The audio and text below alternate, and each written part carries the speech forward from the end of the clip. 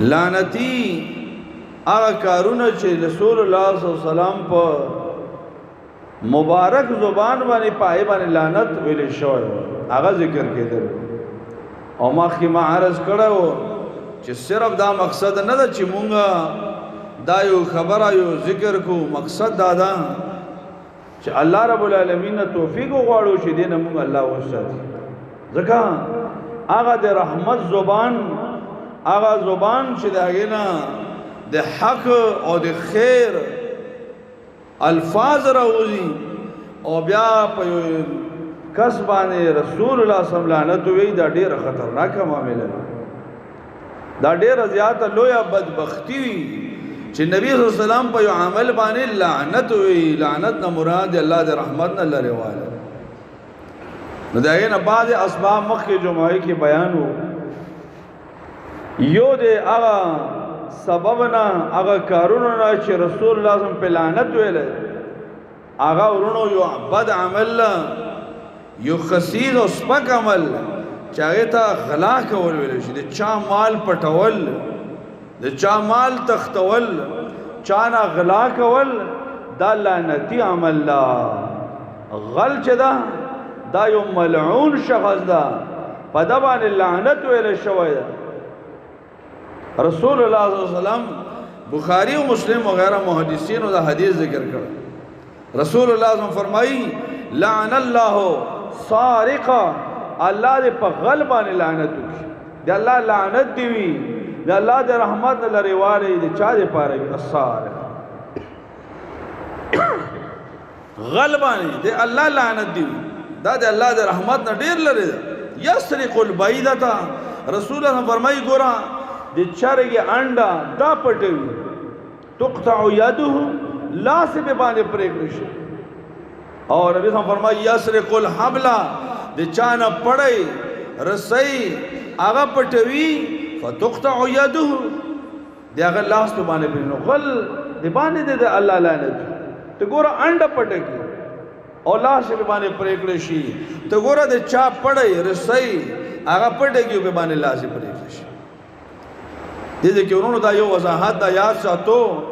یو حدیث کې رسول الله صلی الله علیه وسلم فرمایي دا بخاری او مسلم روایت ده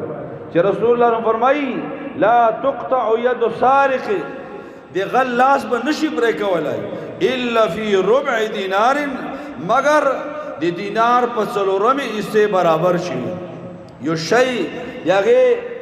مالی اندازه او قیمت چې ربع دینار ته رسیږي نو بیا به د غل نه لاس پرې کولای شي او دې کې رسول الله فرمایي یسرق البیضه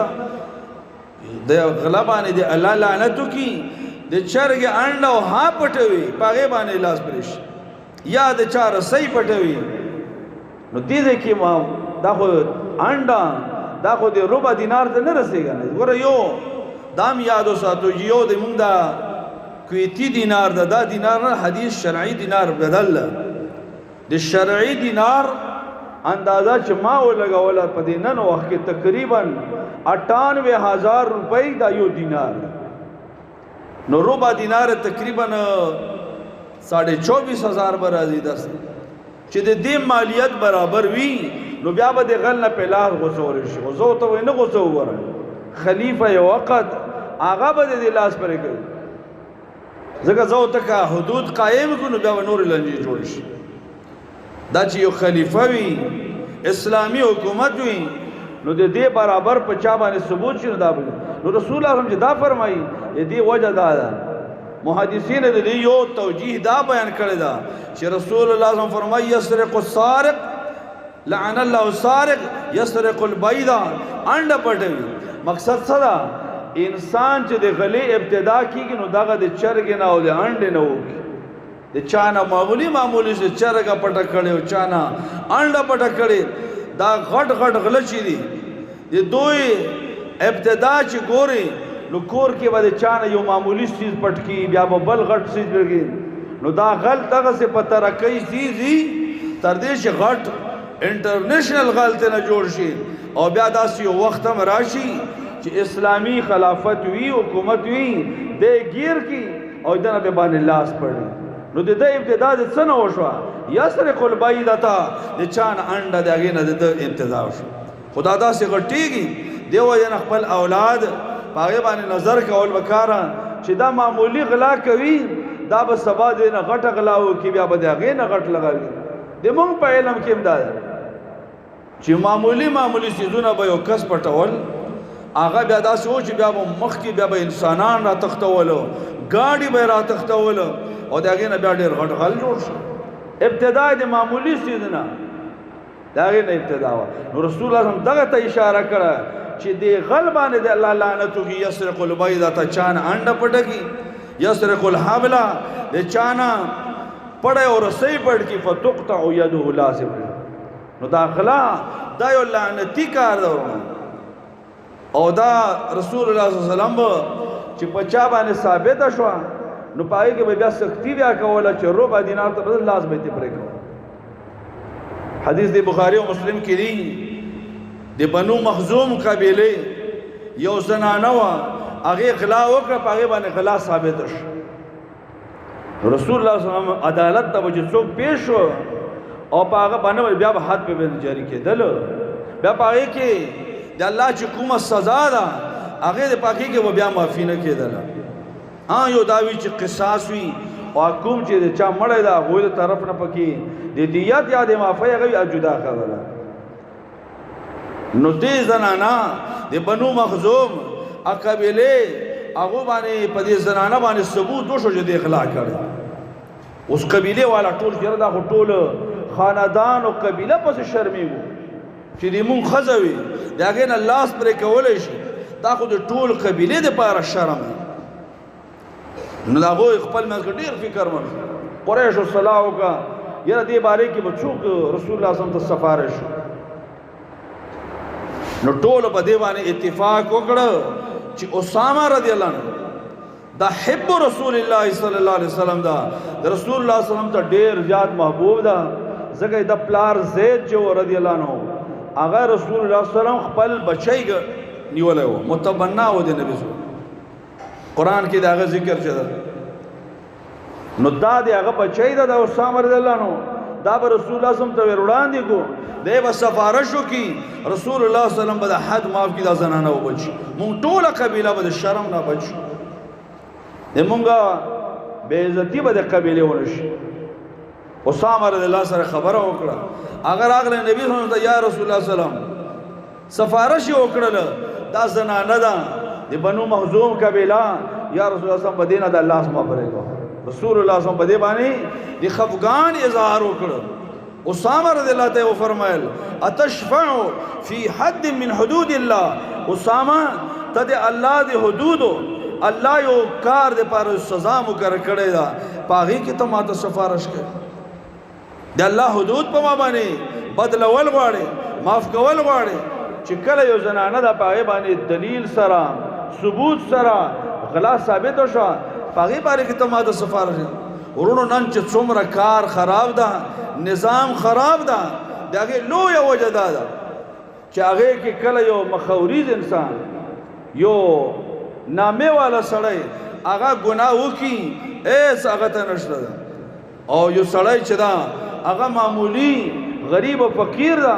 معمولي کار دی هغه نه وران وشي الله په هغه باندې بیا دومره زیات های او نتار جوړ وي هغه ته سزا هم ورکولی شي رسول الله صلی الله علیه وسلم دې ته اشاره کړې وه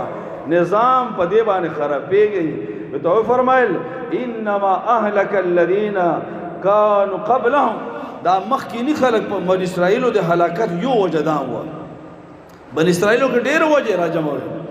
ډېر خطاګانې راجموي د هلاکت یو وجه دا و چې اذا سرق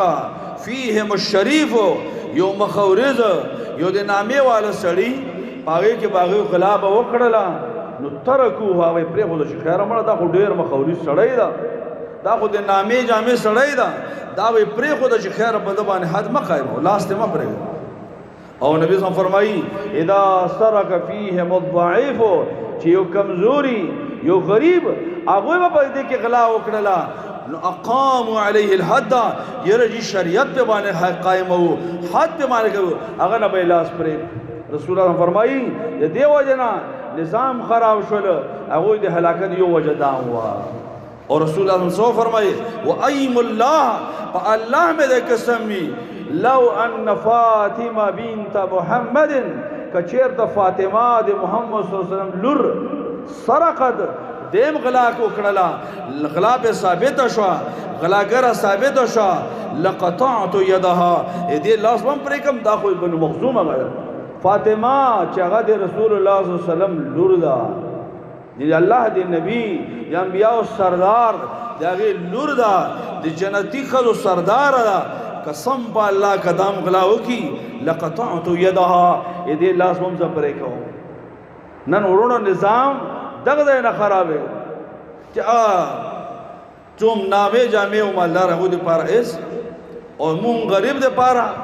بیا هر اداره ډیره زیاده تک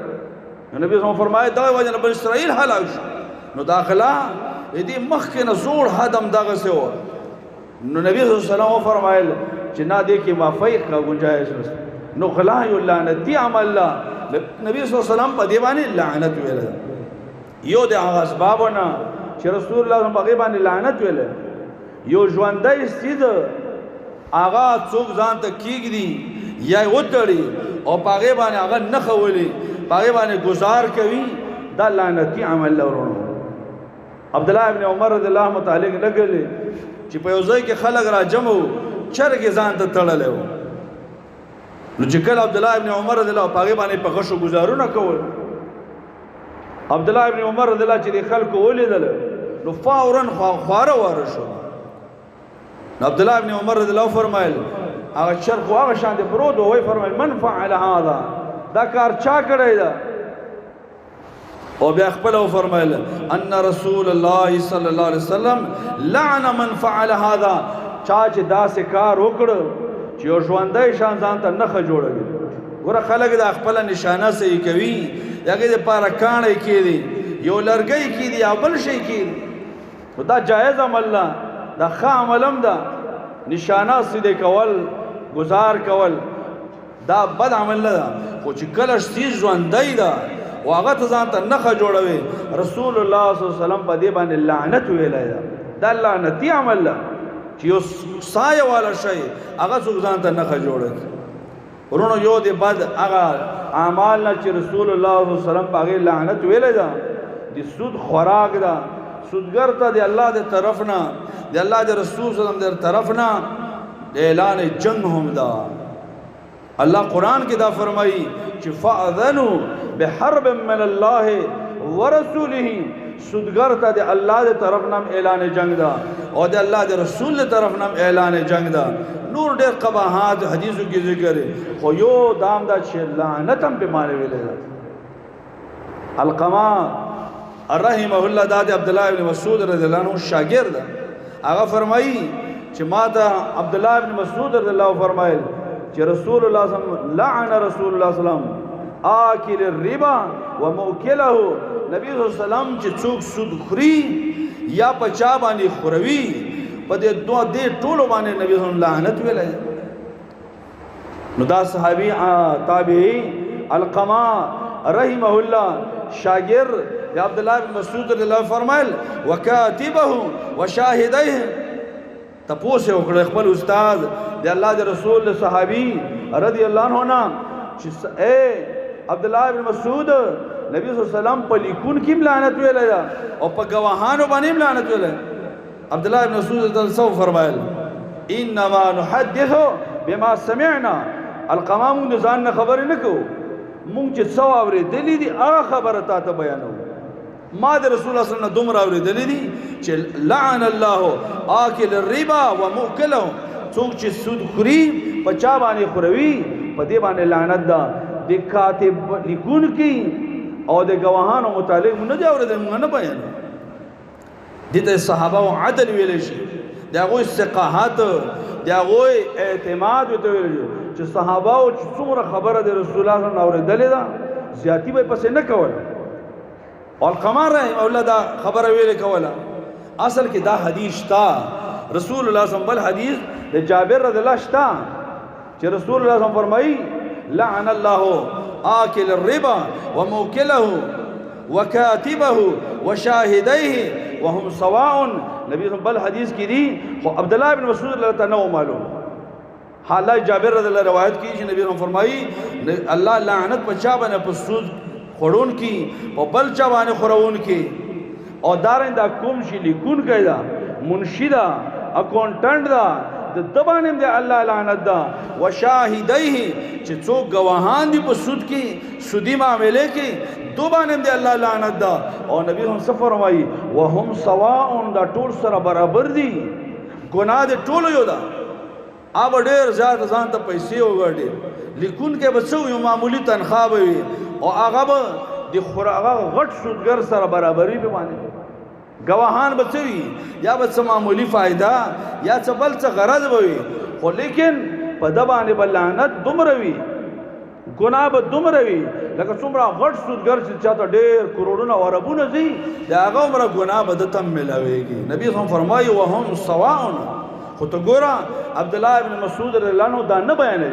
کاتب او گواهان نه بیانوي. وجه څه ده؟ وجه دا ده چې صحابه کرامو د ځان نه خبرې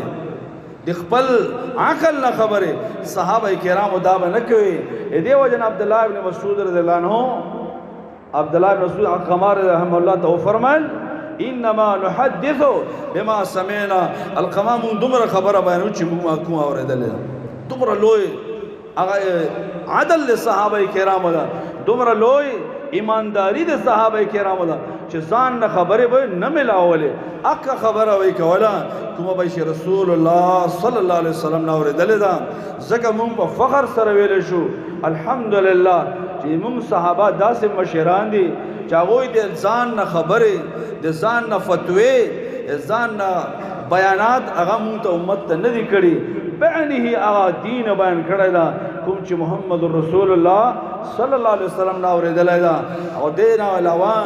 نور اسباب د لعنت هم شته دي چې رسول الله صلی الله علیه وسلم په چا باندې لعنت ویلی دا.